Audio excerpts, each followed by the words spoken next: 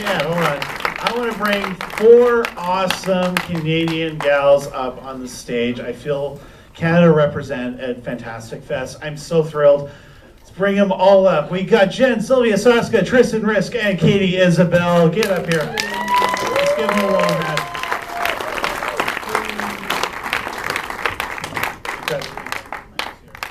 Hells yeah. Look at this.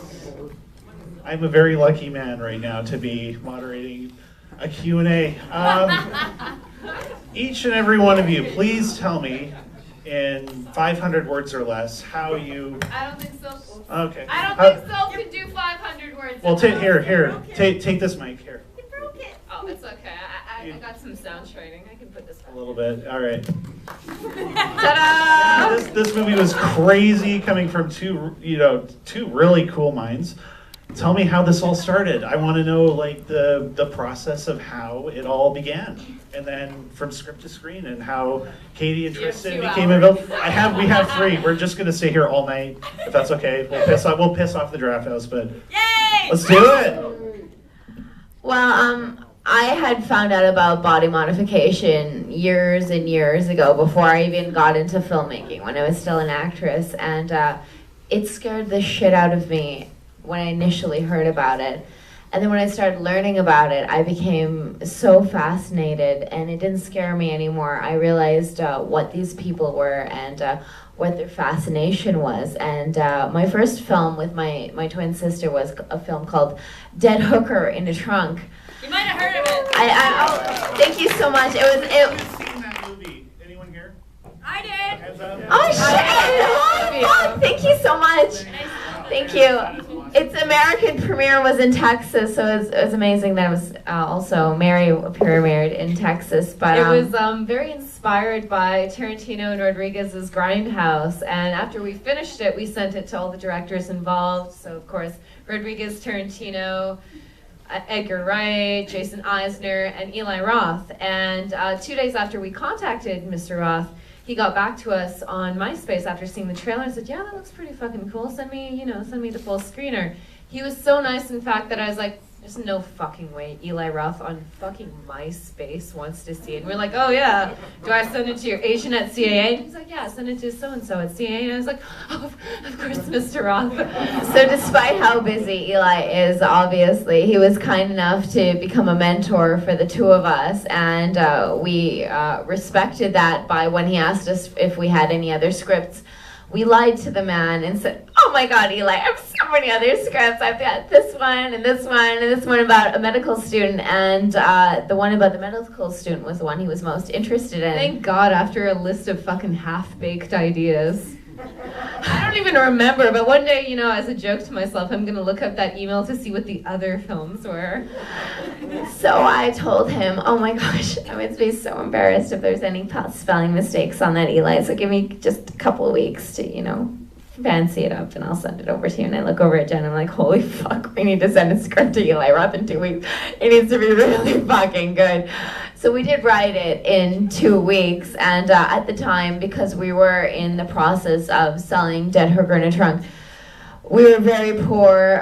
There was a lot of personal situations we were going through. We had family going in and out of the hospital. It was very difficult for us to make it in any way. We were very hungry. We didn't have any money. We were meeting Hollywood people that were kind of like Dr. Grant at the parties, and we had all this shit to talk about, but no way to actually express it.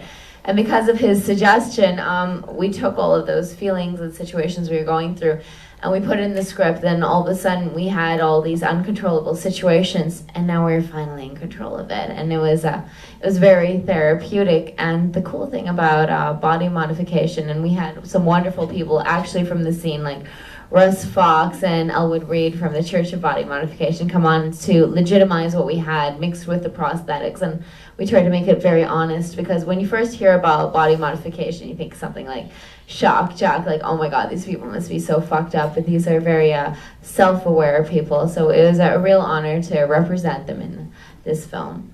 That was 5,000 words or less. Oh, fuck! I went over 500! Brief history. So from the beginning of body modification, Fakir Musafar first started with I said. No, that's the even fucking longer version. Let's hear from Katie and Oh, Tristan. why? No. Give me the talking stick. Is there a script? Give one to Katie. Oh, the Hi. mistake. So you heard the really long story of that. Does anyone have a question? Yes, let's just. Oh, okay. Okay, What let's is get Let's it? just, no. Let's just, you know what? If you're not comfortable, we can just let the audience. Who's No, that? there's No, wait, whoa, There's a question. Whoa, who said the fuck a we weren't question. comfortable? Hey, Hey, you. Larry411 on Twitter. Larry, please. Larry. Hey, how you what's up? doing? This is Larry. I usually have a serious question about prosthetics. Is this going to be a serious question, No, Larry? that's my point. Good. Is it about your sexuality? Tell me the funniest thing that happened during the shoot. Oh, Jesus Christ, Syl cried every single day. Every single day. No, you don't get this back. I did initially. She did too. No, She wait, lies. you don't get the microphone. God, we she have the did no, you don't have the talking stick. You gave us bitches the talking stick. I think the funniest thing that happened. Oh, it's not really funny. It's just awkward. I'm not even talking about you, which is weird. David Lovegren, who plays Dr. Grant. Dr. Rapey. Dr. Rapey. He is the sweetest and nicest man ever, and he was so uncomfortable and awkward coming in and doing a rape scene, and I had to make it comfortable for him. And I was like, no, it's okay. Yeah, and he's like, if I'm like, yeah, no, fucking hit me. It's good. Give it to me. It's fine. And Syl was in the back crying, and Jen was like, it's hilarious. And I like, yeah, no, every day was funny. Mostly when Syl cried, but I'm a burlesque dancer by trade, and so I'm really used to not wearing clothes most of the time, and I am super comfortable with it being somewhat of a nudist and exhibitionist. So we were rehearsing a lot of the stripper scenes, and like, oh, you can put your clothes back on. I'm like, why? What? Is there something wrong? Do I have a zit or something? And they're like, well, so what actually happened was the first day I met Tristan, I came in and there was a rehearsal where she was gonna show me the striptease that she does that turns into me doing it, and which is terrifying. good work. And it was during the time all set deck and production designer guys, they're all putting shit up on the walls, and they're like, what the fuck is going? Oh wait, no, we shouldn't be watching this. I'm sorry, it was a complete rehearsal. She had like one little iPod with music, and she's doing a full striptease, like full, But no wait. nipple daisies, nothing. Yeah, no, you could have All swallowed the going panties on. without needing a glass of water. It was amazing, and that was with the Swarovski crystals. And the just saying. sweet boys we worked with tried so hard to not perv out. But still failed. And at the end of it, I'm like, where's my applause? Where's my applause? and they the couldn't girls are clap because they weren't allowed to watch. like, well, I'm just like, hey, where's my fucking cookie at the end of this? On the inside, I was giving you a slow clap. I was just sitting there like, and then I was Great, like, I got you a know, sympathetic slow clap. That's great. Tristan, on the day, I think by law, we have to keep your pennies on, but thanks for that. Just saying. Okay, I don't know how to follow that up. End Next it, question, end it right now. in the back, please. Question for Jen and Sylvia. Are you wearing the dress from the rape scene, and how many of those do you have? I didn't get one. Okay. These are the stun rape dresses. So there were two of them, one for pre-rape and one for post-rape. I knew the awards ceremony was happening tonight, so I wanted to look fabulous. But I also felt very vulnerable, and I was like, a piece of wardrobe would perfectly do that kind of personality. I was like, a rape dress. I'm gonna wear the rape dress. Jen's gonna wear the rape dress, and Katie is so beautiful, nothing. and she looks lovely in her wardrobe. But I stole every fucking piece of wardrobe. My favorite thing about wearing this dress is when someone hasn't seen the movie, they look at the two of us, or one of us, usually just me, and they're like, "Oh, you look so pretty! It's such a nice dress." And then after they see the movie, they're like, "Why the fuck did you wear that dress?" May I do an impression of everyone's face after they see the movie and they see the dress and they're like, yeah. To make other people feel uncomfortable, I'm like, "Yeah, that's what I'm wearing." Mhm. Ah! So in Where's short, your erections yeah. now? Somebody, there we go. What? And then I opened my mouth and talked. I didn't recognize you at all in the movie. I kept trying to figure out which one you were. You're like the rest of the crew too. She showed up with that prosthetics on, and they're like, "Who the fuck's that girl?" You were so fucking great. Thank you. That's not me, that's all Masters Effects. I just fucking showed up to work on time. They did all the fucking hard work. Yes, please. Did you guys screen the documentary Modify to kind of educate the crew? The funny thing is, that was for the crew to watch, and no one could stomach it and get all the way through. We had people from the actual body mod scene, like Russ Fox and Elwood Reed, and they had seen it because they actually do these procedures. They're flesh artist consultants, and I can't legally say what they do, but maybe it's body modification, I don't know. But I was like, oh my god, you guys have to see this so you can get in on it. And they're like, why do you keep sending me sick shit to look at, Sylvia? I can't stomach this. Can you just send me Suspiria or Audition or whatever the fuck else? Can we please not see actual body horror? It's a lifestyle choice. Just saying. I think a seven-sized penis is very beautiful. Fucked up in their own way. I hear in Brazil you could get ass implants, and that's kind of fucked up. So what's weird about, I don't know, getting your tongue split in half? Just saying. So if you sing it in a little song, it's actually nicer. Thank you. Don't judge me and my lifestyle choices. And we will be at karaoke tonight. Everybody Yeah. wants to see more of this. Are Don't there be too any other enthusiastic questions? about that. Questions? Yeah, go ahead. I told this to Jen and Sylvia earlier, but to Katherine, it's really a career performance. And I told them before, and they had never seen the series before.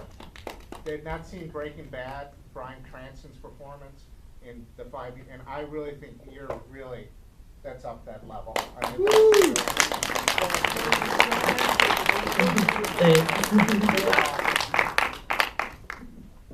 Thank you very much. I just really hoped Jen and Syl were very, very gracious and very generous and very trusting with giving me Mary.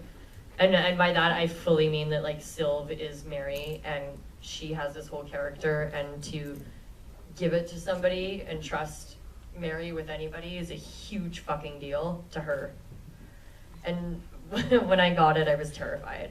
And all I could hope for was to not completely fuck it up. And I'm happy that they don't think I did, so. And thank you. you elevated it to another level. Thank you very much. She's got a beer mug that says she didn't, fuck it up. So thank you, Fantastic Best. Yeah. Yeah, she did. Well, every time she did anything comedic, I was like, I don't know if you're a genius or accidentally hilarious. And because I know you, and no offense, I'm like, she must be accidentally hilarious because no one's that smart and that funny at the time. And pretty, look at her hair. She's pretty. Prettiest actress I ever met. So talented. Thank you, by the way, for raising your mug, because at the awards ceremony tonight, Katie won a special mention jury award for her performance in this movie. I was over there, and there's the award right there. If anyone wants to see it, Katie's brother's holding it up right now. My brother has a question. He does have a question. Josh I'm gonna stop Murray, what is talking your now. question? Holy shit, I'm nervous because this is the first time he's seen it. Josh, what's your question? Did you consider at all how your brother would feel scenes in this film? I considered that when I looked over and saw you bawling your fucking eyes out like a bitch. That's what I considered how you may feel during the rape scene and the morning after. I'm so sorry. We need to have a hug. Josh, was that not the most perfect single tear down her face? You were sobbing. You were there. You were directed. I was like Emily, dude. I kept looking back. No, dude, I was super nervous. I got 3 bottles of wine during this performance. I was like, oh my god. She's gonna throw it all up later. It's fine. Yeah, we shared our wine too with our buddies. Can we go now? Time for like 1 or 2 more, if anyone's got Does anyone else have a question? Anyone have any questions? Oh, you have a question. How do you two share directing and writing duties? How's that? Talk a little bit about that. Oh, that's fascinating. I am only half a human being and not the good parts. Jennifer is the best part of human beings whatsoever. We always joke that she's the Joss Whedon and I'm the Lars von Trier. She puts the heart in and then I rip it out and rape it afterwards. Blah, blah, blah. Honest to God, you would be surprised how many perfectly wonderful scripts I've written. And we take turns. We like tag team, right? And then I'll write like something just fucking incredible and it's like funny and it's sexy and it's like sad. And then I come back and it's like her turn. And I was like, why did you put this horrible rape scene in here? However, I always tell her, do you want it removed? Is it a bad scene? She's like, no, fuck, it works. I'm so sorry. That doesn't really answer the question, but thanks, guys. Okay, I have a quick question. Now, this is still sort of, this is the world premiere of the movie. I'm very excited it's here at Fantastic Fest. Where's the movie going now? Like, what are your distribution plans where's this movie going from here? I don't know how much we can say. We know way more Well, than Universal is internationally distributing the film. North America, you will be hearing about very soon. Huge thanks to Universal. I mean, a lot of people look at it like, oh, it's a big bad studio. They didn't change a single thing in our edit as well, and they've been extremely supportive. I mean, Dracula, The Wolfman, and American Mary continues the tradition of proud monsters from Universal. And it's the first time I saw at Fright Fest the Universal logo, 100-year Universal logo wrap around before our film started. I mean, that made even Jen cry. Yeah, I don't cry like Jen has no soul. We have time for one last question. Amanda, go ahead. Well, I have to give you guys kudos. If anyone has ever talked to me about rape scenes in movies, they know how critical I am. So I just want to say kudos. I felt the rape in the end was very justified, and I loved every second of it. How, in writing that, did you and directing and everything else that you did feel like? What was your process in doing that scene to make the audience feel violated watching it? In order to make the ending justify the means. That's such a beautiful compliment. I'm sure you want to start. Well, I can't remember her name because I'm ignorant, but there at NYU there's a professor that actually studies rape scenes in cinema. And usually rape scenes are done to be sexually gratifying to the audience, and that's not what a rape is actually like. It's horrible, it's demoralizing, especially if you're drugged to be there. You're in a situation you don't want to be. And I've had friends in situations like this, and I wanted to justify that. I didn't want to have like a tit shot, a penetration shot. I don't want you to feel like you could jerk off to this. I'm sure there's some sick motherfuckers that still will jerk off to this. People can jerk off to anything. But I want jerk off to this conversation right now. Well, maybe they are. I don't know. It's a bright light in my face. See everyone's hands. But I wanted to make it a situation where you're forced on her eyes and you're forced on the severity of what happens to her. She's so excited to be accepted by her male colleagues. She doesn't even think for a minute that something negative could be happening, that they have a different connotation of who she is. And she goes into this situation. There's pictures of boxes on the walls. There's girls getting shoved money. There's a girl behind there videotaping her, and they're completely violating her. But she's just so naively excited, like, oh my gosh, I get to hang out with doctors and surgeons. Holy shit, I must be the best doctor ever. And I wanted to have that situation. I wanted you to see, as demoralizing and horrible as it is, in real rape situations, you don't get to cut away to another scene. You don't get to go out of that. You're forced to live that situation. And that's a real testament to the talent of Katherine and Isabelle, that we're forced to look at her face while that situation is happening. And it's absolutely disgusting. And I hope you guys were horrified. And I didn't want you guys to have to wait for the whole movie to see some revenge. When she says, oh, I won't be done till next day, and he goes, Murr! And I heard some laughs. I was like, yeah, fuck right. You're not going to be done till next night, you motherfucker. We really wanted that scene to also be stripping away everything that she kind of held holy. I know it seems almost like a grade school thing that we all learn, that you can't judge someone by their appearance. but so often we do.